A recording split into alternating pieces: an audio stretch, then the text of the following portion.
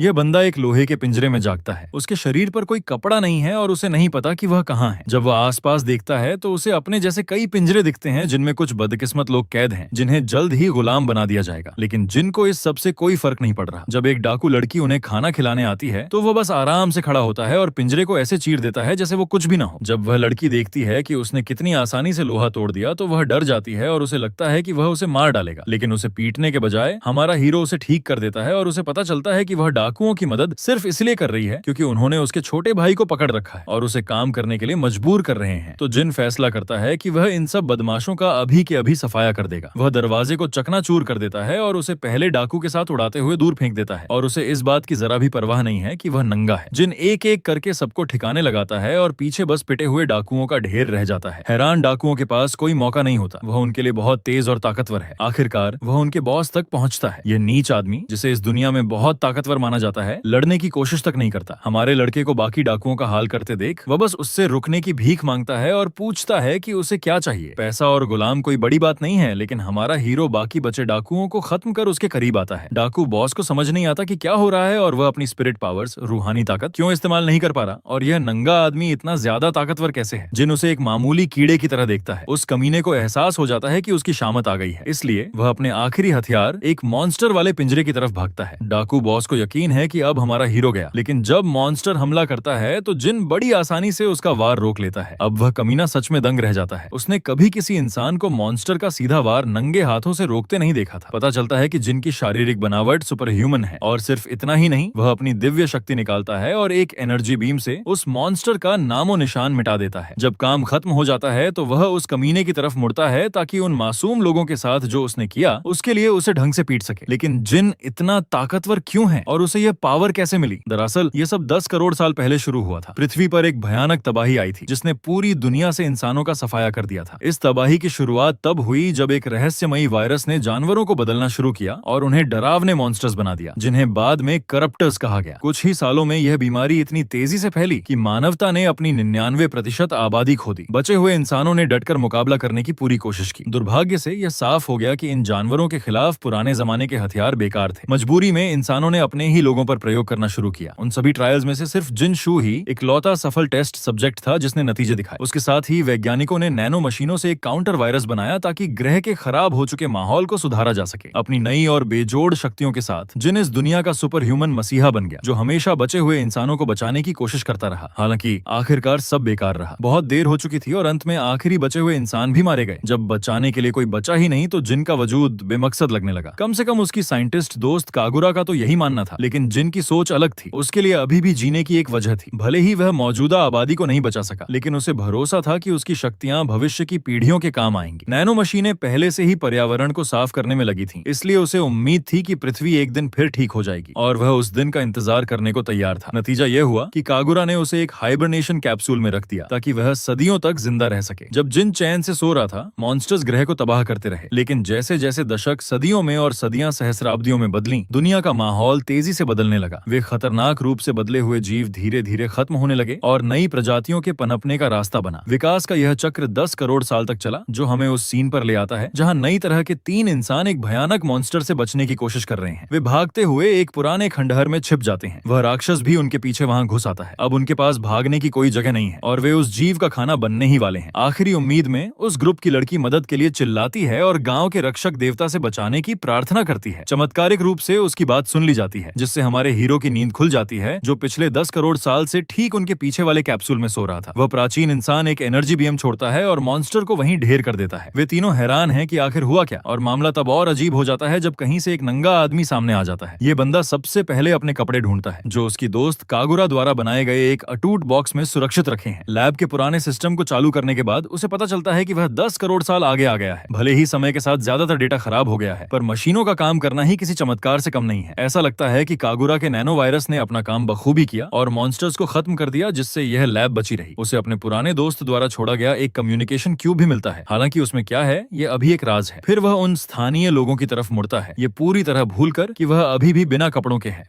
ये महसूस करते हुए कि कुछ बच्चे उसे इस हालत में नंगा घूर रहे हैं, वह जल्दी से कपड़े पहन लेता है और बिल्कुल वैसा ही फ्रेश लुक अपना लेता है जैसा लाखों साल पहले उसका हुआ करता था। कुछ ही देर बाद वह उन तीनों के साथ लैब से बाहर निकलता है, जहां क्षितिज पर चमकते सूरज की तेज रोशनी उसकी आंखों को चौंधिया देती है। सच तो ये है कि उसे इतने जीवंत और खूबसूरत नजारे की उम्मीद नहीं थी। उसके सामने जो दृश्य है वह वाकई शानदार है, उस बंजर और तबाह दुनिया से बिल्कुल अलग जिसे वह कभी जानता था। बच्चे तुरंत अपनी बस्ती की ओर बढ़ने लगते हैं और जिद करते हैं कि उनका रक्षक देवता उनके पीछे आए। दूसरी ओर हमारा हीरो इस उलझन में है कि वह आखिर किस तरह के जीवों के साथ है। तकनीकी रूप से तो अब तक इंसानियत को जीवाश्म ईंधन फॉसिल फ्यूल बन जाना चाहिए था। जानवरों जैसे लक्षणों वाले ये मानव रूपी जीव शायद लाखों सालों के विकास और नैनो मशीनों के लगातार दखल का नतीजा है। इतना ही नहीं, ये लोग बिल्कुल वही भाषा बोल रहे हैं जो युगों पहले इंसान बोलते थे, जिससे यह साफ है कि इनका निकास उसी मूल सभ्यता से हुआ है। वह अपना परिचय जिन शाडू के रूप में देता है और उनसे सिर्फ उसका पहला नाम इस्तेमाल करने को कहता है। बदले में बकरी जैसे कानों वाली लड़की अपना नाम हाकामा फील बताती है। कोआला जैसा दिखने वाला लड़का डानपो है और उसके साथ वाली बिल्ली जैसी लड़की शांडी है। हाकामा बाकी की बातें बाद के लिए छोड़ती है और जिनको खींचते हुए ले जाने लगती है, यह समझाते हुए कि उसका गांव बस पास में ही है। वह अपने इस नए रक्षक देवता को घर ले जाने के लिए बेताब है ताकि वह मौजूदा हमलावरों को भगा सके। लेकिन दुख की बात यह है कि जब वे वहां पहुंचते हैं तो गांव पर हमला हो चुका होता है और कई घर आग की लपटों में घिरे होते हैं। तबाही का यह मंजर देखकर शांडी अपना आपा खो देती है और अपनी मां को ढूंढने के लिए घबराहट में आगे दौड़ पड़ती है। नुकसान का जायजा लेते हुए जिन इस गंभीर स्थिति पर विचार करता है, वह तुरंत गौर करता है कि गांव की किलेबंदी कितनी कमजोर है। सीमा की दीवारें और घर दोनों ही साधारण लकड़ी से बने हैं। सिर्फ इसी बात से यह साफ हो जाता है कि यह नई सभ्यता तकनीक के मामले में उस मानव युग से बहुत पीछे है जिसे वह याद करता है। गांव के अंदर पहुंचने पर जिन देखता है कि एक महिला एक अजीब से मॉन्स्टर से लड़ रही है, एक नजर में ही साफ हो जाता है कि वह मुश्किल से उसका मुकाबला कर पा रही है। उसे यह समझने में देर नहीं लगती कि वह जीव बिल्कुल लाखों साल पहले वाले करप्टर्स जैसा दिख रहा है। इसके अलावा यहाँ सिर्फ करप्टर्स ही अजीब चीज नहीं है। छोटी हाकामा को कोई जादुई तकनीक आती है जिससे उसका शरीर चमकने लगता है। हालांकि उसकी मदद की जरूरत नहीं पड़ती। जिन तेजी से आगे बढ़ता है और एक जोरदार किक से उस मॉन्स्टर की हालत खराब कर देता है। फुर्ती से काम लेते हुए वह घायल बुजुर्ग महिला को अपनी गोद में उठा लेता है और खतरे के इलाके से बाहर निकल आता है, जिससे छोटी हाकामा को मॉन्स्टर को खत्म करने का साफ मौका मिल जाता है। अपनी जादुई शक्ति का इस्तेमाल करते हुए वह आग का एक छोटा गोला छोड़ती है जो बहुत ताकतवर साबित होता है और मॉन्स्टर का काम तमाम कर देता है। मरे हुए जीव को देखकर जिनका शक यकीन में बदल जाता है। वातावरण में मौजूद नैनो मशीनों ने वाकई इन मॉन्स्टर्स की बेजोड़ हीलिंग पावर, ठीक होने की शक्ति को छीन लिया है। लेकिन उसे यह समझ नहीं आता कि एक स्थानीय लड़की उन नैनो मशीनों का इस्तेमाल कैसे कर पाई। उसका अंदाजा है कि ये लोग वातावरण से नैनो पार्टिकल्स सीधे खींचते हैं और उन्हें जादुई मंत्रों की तरह इस्तेमाल करते हैं, ठीक वैसे ही जैसे वह खुद करता है। पर पेच ये है कि इतिहास के अनुसार केवल शुद्ध इंसान ही उस तकनीक को नियंत्रित कर सकते थे। वह उस महिला से अपनी जिज्ञासा जाहिर करता है जिसे उसने अभी बचाया था, ये पूछते हुए कि क्या इस युग में हर किसी के पास ऐसी जादुई ताकत है। उसे समझ नहीं आता कि जिन क्या पूछना चाह रहा है, लेकिन वह साफ करती है कि केवल कुछ गिने चुने लोग ही इस शक्ति का इस्तेमाल कर सकते हैं। उनकी संस्कृति में माना जाता है कि जिन लोगों को दैवीय शक्तियां मिली हैं वही इस जादू के काबिल हैं। उनके गांव में ऐसे सिर्फ 4 लोग हैं जिनको यह सब समझने में ज्यादा दिमाग नहीं लगाना पड़ता। दैवीय शक्तियां बस नैनो मशीनों को कंट्रोल करने का उनका अपना पुराना और दिखावटी तरीका है। हाकामा भागकर उस बुजुर्ग महिला के पास जाती है जो उसकी दादी निकलती हैं। वह बाकी गांव वालों के बारे में पूछती है और उसे पता चलता है कि वे सब सुरक्षित निकल चुके हैं। यह सुनकर उन तीनों को राहत मिलती है। हालांकि दादी इस बात से नाराज हैं कि बच्चे सुरक्षित जगह जाने के बजाय इस खतरनाक गांव में वापस क्यों आए। आखिर जिस जीव से वे अभी लड़े थे वह उस विशाल मॉन्स्टर के सामने एक बच्चे जैसा था जो अभी इलाके में आतंक मचा रहा है। अचानक एक आवाज तनाव को कम करती है और दादी को भरोसा दिलाती है कि उस विशाल हमलावर के बारे में चिंता करने की कोई जरूरत नहीं है। यह नया आया व्यक्ति बड़े आत्मविश्वास से कहता है कि वह उसे अकेले मार सकता है। दादी इन जाने पहचाने चेहरों को युद्ध के मैदान में वापस देखकर हैरान है और तुरंत उस आदमी से बाकी ग्रामीणों के बारे में पूछती हैं। नीले बालों वाला योद्धा पुष्टि करता है कि बाकी सभी सुरक्षित ठिकाने पर पहुंच गए हैं। पता चलता है कि इस नीले बालों वाले लड़के के साथ जो बुजुर्ग आदमी है वह असल में हाकामा का पिता है। दोनों भावुक होकर मिलते हैं। जाहिर है वह जानना चाहता है कि वह कहां चली गई थी। लड़की सच बता देती है कि वह सीधे बंद दरवाजे की तरफ गई थी, जिसे सुनकर दादी दंग रह जाती हैं। दादी बहुत गुस्से में है कि हाकामा उस शापित इलाके में क्यों गई। स्थानीय मान्यताओं के अनुसार उस दरवाजे के पीछे का इलाका सिर्फ गांव के रक्षक देवता का है। हाकामा समझाती है कि मॉन्स्टर के हमले से डरकर वह सिर्फ देवता की मदद लेने गई थी और जैसा कि वह गर्व से इशारा करती है, उनकी कहानियों वाला असली देवता ठीक उसके बगल में खड़ा है। जाहिर तौर पर दादी को शक है और वह इस मामूली से दिखने वाले लड़के को अपना दिव्य रक्षक मानने से साफ इनकार कर देती है। इससे भी बुरा यह है कि उसके होलिये को देखकर वे मान लेते हैं कि हमारा हीरो किसी नीची प्रजाति का है, जिससे उसे इतना पवित्र दर्जा देना उनके लिए मजाक जैसा है। बीच में आते हुए नन्ही शांडी अपने नीले बालों वाले भाई को यकीन दिलाने की की कोशिश करती है कि जिन असली देवता है। जवाब में उसका भाई अपनी नफरत दिखाते हुए उसकी बात को खारिज कर देता है और जिनके साधारण इंसानी कानों की ओर इशारा करता है। उनके समाज में जिस किसी के पास जानवरों जैसे लक्षण नहीं होते उसे एक छोटा और मामूली जीव माना जाता है।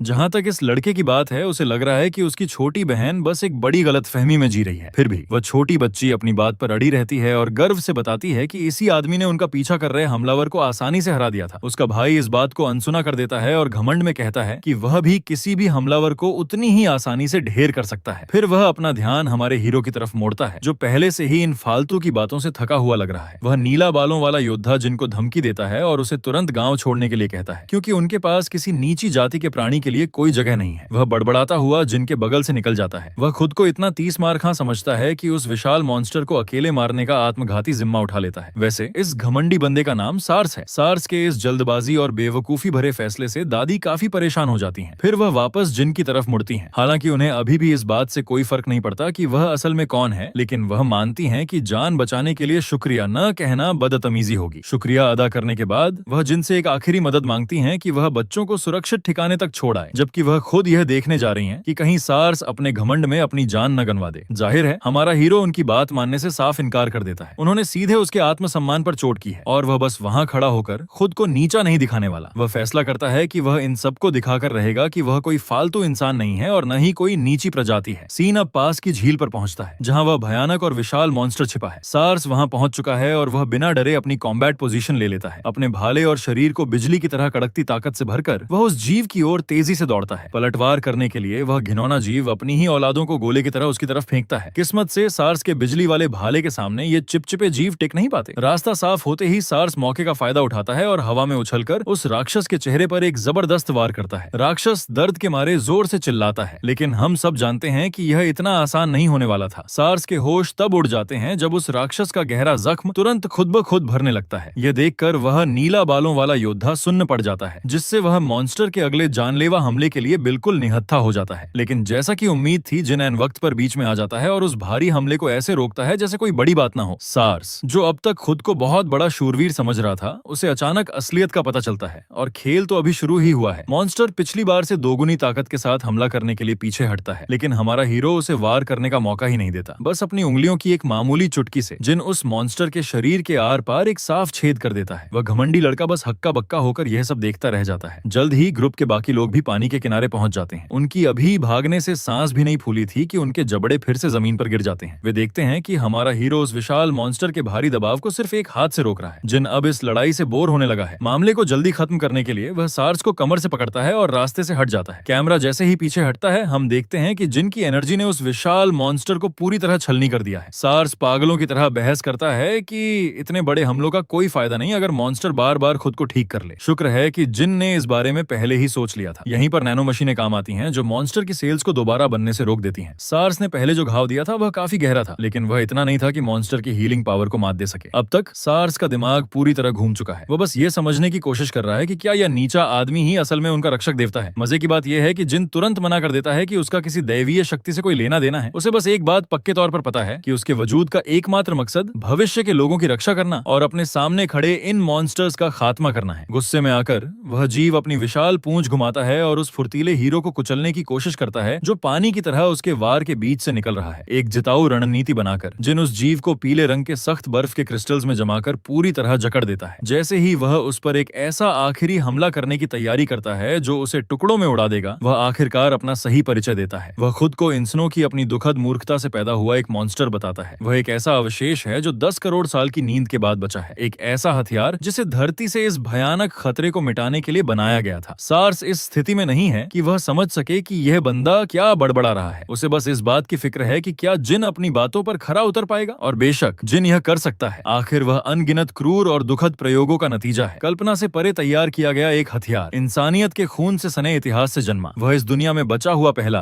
आखिरी और एकमात्र सच्चा इंसान है। अपना परिचय पूरा करते ही जिन एक ऐसी तेज एनर्जी छोड़ता है जो उस मॉन्स्टर को पल भर में राख कर देती है। वह बीम इतनी ताकतवर है कि वह सीधे पृथ्वी के वातावरण को चीरती हुई अंतरिक्ष के वैक्यूम तक पहुंच जाती है, जिससे उस राक्षस के दोबारा जिंदा होने की कोई गुंजाइश नहीं बचती। मॉन्स्टर के पूरी तरह खत्म होने के बाद सार्स के पास बोलने के लिए कोई शब्द नहीं बचते। उसका सारा घमंड मिट्टी में मिल चुका था। इसी बीच सबकी नजरों से दूर झाड़ियों में छिपा कोई हमारे हीरो पर पैनी नजर रख रहा है। यह रहस्यमयी महिला असल में झील पर दिखे उस नए तरह के हमलावर की निगरानी करने के लिए भेजी गई थी। उसे अंदाजा भी नहीं था कि वह इतनी खुशनसीब होगी कि उसे एक बिल्कुल ही अलग किस्म के मॉन्स्टर का जलवा देखने को मिलेगा। जहां तक उसकी बात है, शाही राजधानी के होली नाइट्स के बड़े बड़े धुरंधर भी इतने विशाल खतरे से अकेले भिड़ने की हिम्मत नहीं करते। फिर भी इस अनजान नौजवान ने इसे बच्चों का खेल बना दिया। वह जासूस इतनी उत्साहित है कि वह अपनी खुशी पर काबू नहीं पा रही और जल्द से जल्द अपने गिल्ड को यह सब बताना चाहती है। उसी दिन बाद में जिन आखिरकार अपने दोस्त कागुरा द्वारा छोड़े गए करोड़ों साल पुराने होलोग्राफिक संदेश को सुनता है, उसका डिजिटल दोस्त ये कहकर बात शुरू करता है कि जब जिन इसे देख रहा होगा तब तक यकीनी तौर पर करोड़ों साल बीत चुके होंगे। इतने लंबे समय के अंतराल की वजह से कागुरा यह जानने के लिए बेताब है कि भविष्य की पृथ्वी कैसी दिखती है और क्या यहाँ का वातावरण वाकई ठीक हो पाया है। लेकिन वह तुरंत एक बुरी खबर भी सुनाता है। वह बताता है कि करप्टर्स कभी पूरी तरह खत्म नहीं होंगे, भले ही दुनिया खुद को कितना भी सुधार ले। और सच तो यह है कि जिन ने अभी अभी एक से लड़ाई खत्म की है, तो ये बात साफ थी। कागुरा बताता है कि जब जिन गहरी नींद में था तब वह खुद भी समय समय पर कोल्ड स्लीप में जाता था ताकि दुनिया में हो रहे बदलावों पर नजर रख सके। पर्यावरण सुधरने की वजह से करप्टर्स की संख्या कम तो हो रही थी, लेकिन जैसे जैसे इकोसिस्टम बदला, करप्टर्स ने भी खुद को उसी के हिसाब से ढाल लिया। यह इस बात का संकेत था कि दुनिया कभी इस खतरे से पूरी तरह मुक्त नहीं हो पाएगी। इसका मुकाबला करने के लिए कागुरा समझाता है कि उसने जानबूझकर नए पैदा होने वाले जीवों के जीन्स में बदलाव किए थे ताकि वे करप्टर्स का शिकार बनने के बजाय उनका सामना कर सकें। इसके अलावा कागुरा ने हमारे हीरो के लिए एक जबरदस्त पावर अप भी छोड़ा है। वह डरावनी सी सुई जिसमें चमकता हुआ हरा लिक्विड भरा है, वही चीज है जिसे जिन को सीधे अपनी नसों में इंजेक्ट करना है। ऐसा करते ही जिन का शरीर कड़कड़ाने लगता है और उससे रहस्यमयी ऊर्जा निकलने लगती है। यह सीरम उसे नैनो मशीनों के साथ 100% तालमेल देता है। एक बार यह प्रक्रिया पूरी होने के बाद जिनके पास नैनो मशीनों के जरिए भौतिक चीजें बनाने की अद्भुत शक्ति आ जाती है। और सबसे अच्छी बात यह है कि यह अपग्रेड तो बस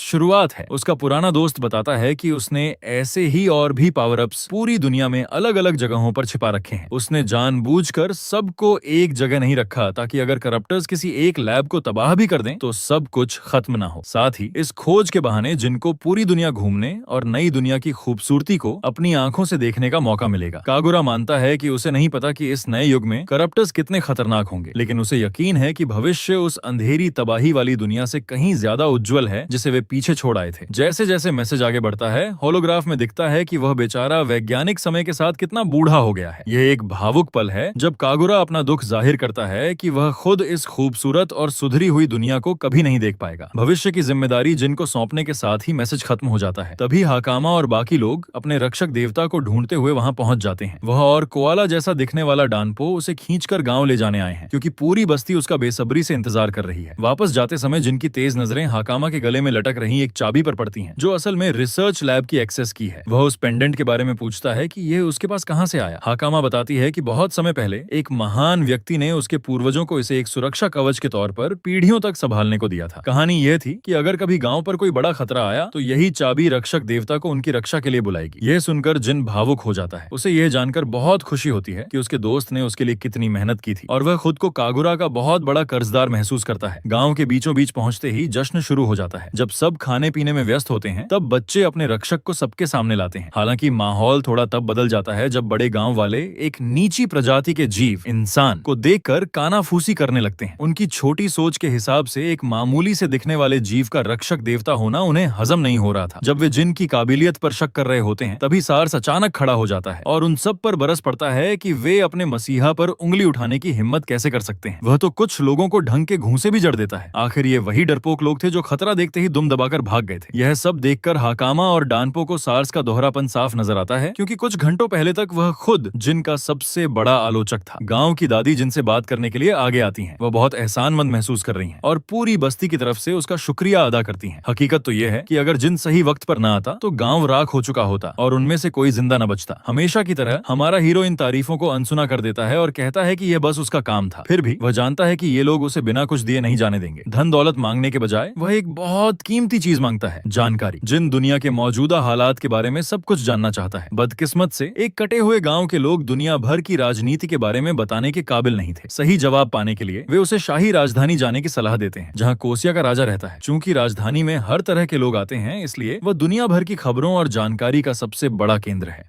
वे बताते हैं कि उनके कोडामा गांव के व्यापारी अक्सर लकड़ी के रेशम से बनी खास चीजें बेचने के लिए राजधानी जाते रहते हैं। हालांकि राजधानी का रास्ता काफी लंबा और खतरनाक माना जाता है, पर दादी का मानना है कि जिन को कोई दिक्कत नहीं होगी क्योंकि वह कोई मामूली इंसान नहीं है। वह हाकामा को जिन का ऑफिशियल गाइड बना देती हैं क्योंकि हाकामा वैसे भी राजधानी जाने वाली थी। हाकामा उन गिने चुने लोगों में से है जिनके पास दैवीय शक्तियां उसे हैं, इसलिए वह जादू सिखाने वाली मशहूर एकेडमी में दाखिला लेना चाहती है। जिन ये जानकर हैरान रह जाता है कि इस युग में भी पढ़ाई लिखाई के लिए स्कूल और एकेडमी मौजूद है। इसी बीच हमारे हीरो को एक बहुत ही उत्साही और वफादार प्रशंसक मिल गया है। सार्स जोश में आकर इस सफर पर रक्षक देवता का बॉडीगार्ड बनने की पेशकश करता है। दादी तुरंत उसे मना कर देती हैं और याद दिलाती हैं कि उसके पास राजधानी जाने की कोई वजह नहीं है, लेकिन सार्स सीना ठोक कर कहता है कि उसके पास एक मकसद है। वह सम्मानित होली नाइट ऑनर्डर्स में शामिल होना चाहता है। दादी उसे आईना दिखाते हुए कहती हैं कि यह सिर्फ उसके मुंगेरी लाल के हसीन सपने हैं, क्योंकि वह तो बेसिक एकेडमी के एग्जाम में भी पास नहीं हो पाया था, तो एलीट नाइट्स बनना तो बहुत दूर की बात है। यह सुनकर जिन चौंक जाता है। उसे लगा था कि सार्स के पास दैवीय शक्तियां हैं, तो उसे एडमिशन आसानी से मिल गया होगा। हाकामा उसे असली वजह बताती है। वहाँ एक लिखित परीक्षा होती है जिसे बेवकूफों को बाहर करने के लिए बनाया गया है, और सार्स अपनी असाधारण नासमझी की वजह से उसमें फेल हो गया था। मजाक को किनारे रखकर अब जिन के मन में इन होली नाइट्स को लेकर जिज्ञासा बढ़ने लगती है। सीन अब गांव से हटकर एक भारी बख्तरबंद नाइट की ओर मुड़ता है। उसे यह जानकर गहरा धक्का लगता है कि कोडामा गांव में आतंक मचाने वाला वह विशाल मॉन्स्टर पहले ही मारा जा चुका है। ये खबर देने वाली वही जासूस लड़की है जो झाड़ियों से झील वाली लड़ाई देख रही थी। नाइट उससे दोबारा पुष्टि करने को कहता है और लड़की बिना झिझक अपनी बात पर कायम रहती है। वह नाइट यकीन ही नहीं कर पा रहा कि उनके एलीट ग्रुप के अलावा भी किसी में इतनी ताकत हो सकती है कि वह अकेले इतने बड़े राक्षस को ढेर कर दे। तभी एक क्रप्टर उस जासूस लड़की पर पीछे से हमला करने की कोशिश करता है, लेकिन वह नाइट बिजली की रफ्तार से अपनी तलवार निकालता है और मॉन्स्टर के 2 टुकड़े कर देता है। वापस राज्य की ओर लौटने के बजाय वह नाइट एक बड़ा फैसला लेता है। वह उस रहस्यमयी आदमी से मिलने के लिए इतना बेताब है कि वह खुद उसे ट्रैक करने निकल पड़ता है जिसने इतनी आसानी से उस विशाल जीव को मारा था। अगली सुबह जिन एक खूबसूरत सुबह के साथ जागता है और ताजी हवा का आनंद लेता है। उसे अभी भी यकीन नहीं हो रहा कि वह ऐसे नजारे देख पा रहा है। उसे थोड़ा दुख भी है कि उसका दोस्त कागुरा यह सब देखने के लिए उसके साथ नहीं है। गांव का एक बच्चा उसके कपड़े लेकर आता है और उसे पहनने के लिए कहता है। अगले सीन में जिन गांव के बाहर खड़ा है। हाकामा की दादी उसे अपनी गाइड की ड्यूटी ठीक से निभाने की हिदायत दे रही है, जबकि सार्स इस बात से चिढ़ा हुआ है कि वह जिन का गाइड नहीं बन पाया। जिन सार्स में थोड़ी दिलचस्पी दिखाता है और उसकी फुर्ती की तारीफ करते हुए कहता है कि वह राजधानी में उसका इंतजार करेगा। यह सुनते ही सार्स किसी फैन गर्ल की तरह चहकने लगता है और जिन को विदा करते हुए हाकामा का ख्याल रखने को कहता है। इसके बाद जिन और हाकामा का सफर शुरू होता है। वे खूबसूरत वादियों और शानदार नजारों से गुजरते हैं। हाकामा उसे आसपास की जगह दिखाती है और जब वे कैंप लगाते हैं तो जिन पूछता है कि राजधानी और कितनी दूर है। पता चलता है कि अभी 4 दिन का पैदल रास्ता और बचा है। हाकामा उससे पूछती है कि वह दुनिया घूमने के लिए इतना बेताब क्यों है, लेकिन जिन इसे एक राज ही रहने देता है। अंदर ही अंदर जिन जानता है कि कागुरा की बातों के हिसाब से करप्टर्स अभी भी जिंदा हैं। उसने इस युग में कुछ करप्टर्स का सामना भी किया है। आमतौर पर उनकी संख्या सिर्फ प्रदूषित और तबाह जगहों पर बढ़ती है, लेकिन यहाँ का माहौल तो बिल्कुल साफ है। इसका मतलब है कि पर्दे के पीछे कोई या कुछ तो है जो हालात बदल रहा है और इसकी जांच जरूरी है। हाकामा उसे इतना गंभीर देखकर डर जाती है तो जिन उससे माफी मांगता है। उसे एक बात समझ आ गई है, यह युग पूरी तरह करप्टर्स के कब्जे में नहीं है। यहाँ जीवन के संकेत हर तरफ हैं। उसका पहला लक्ष्य इस युग के लोगों को समझना है और फिर करप्टर्स से निपटना है। इसके अलावा वह हाकामा से कहता है कि अब उसे रक्षक देवता कहना बंद करे। हाकामा उसे बहुत ज्यादा सम्मान दे रही है, इसीलिए वह उसे जोर देकर कहता है कि वह उसे सिर्फ जिन बुलाए। तभी घोड़े के दौड़ने की आवाज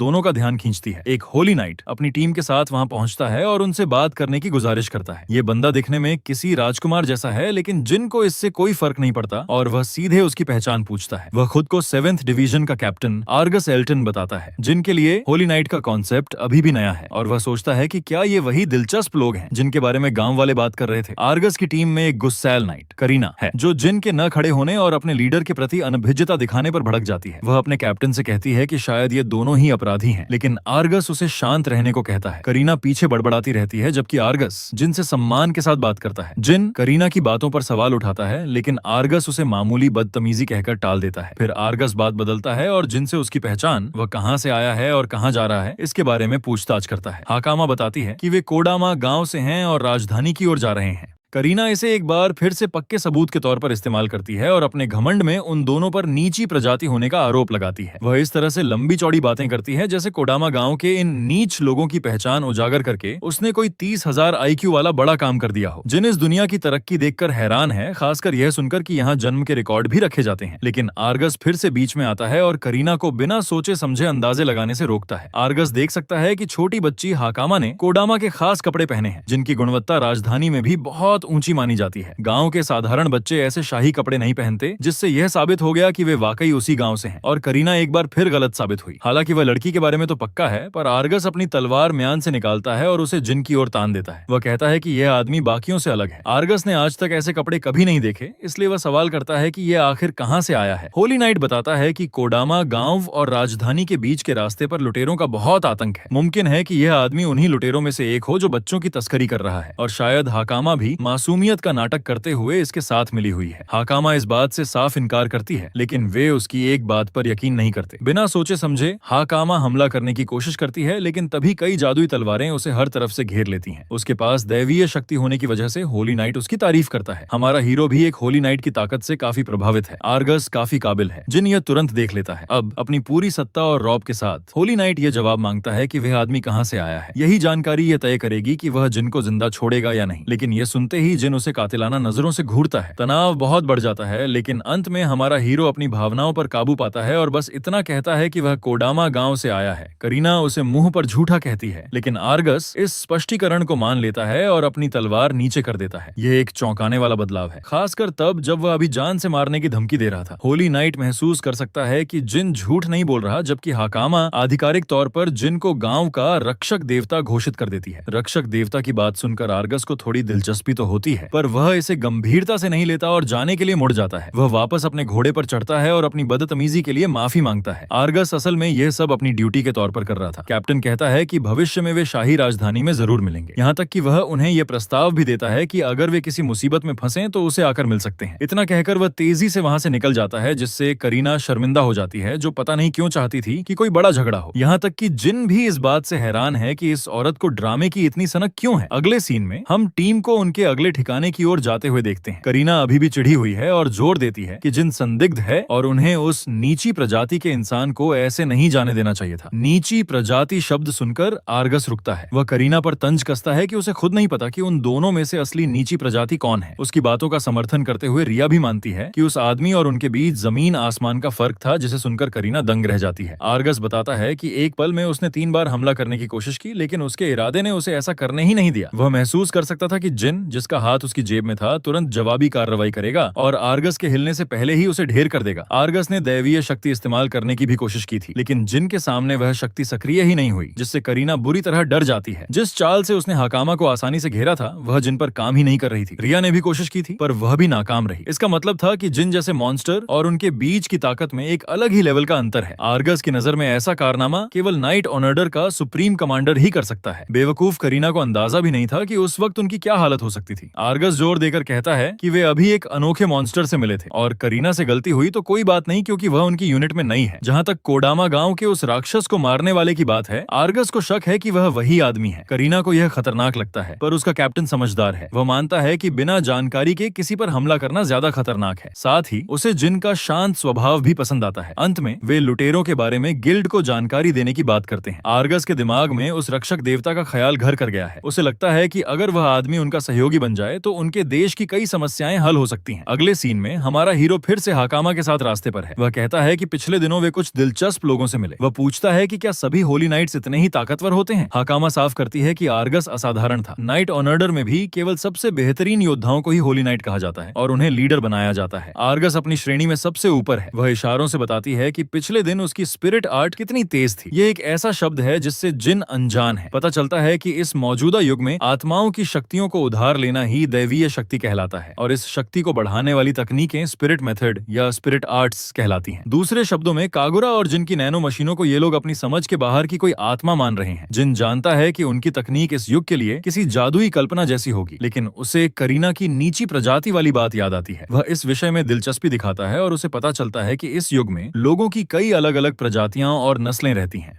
और ये वीडियो यहीं पर ही खत्म होता है। अगर वीडियो अच्छा लगा तो वीडियो को लाइक, कमेंट और हाइप कर देना, और ज्यादा अच्छा लगा तो चैनल को सब्सक्राइब भी कर देना गाइस। तो चलिए मिलते हैं अगले वीडियो में, तब तक के लिए टाटा बाय बाय।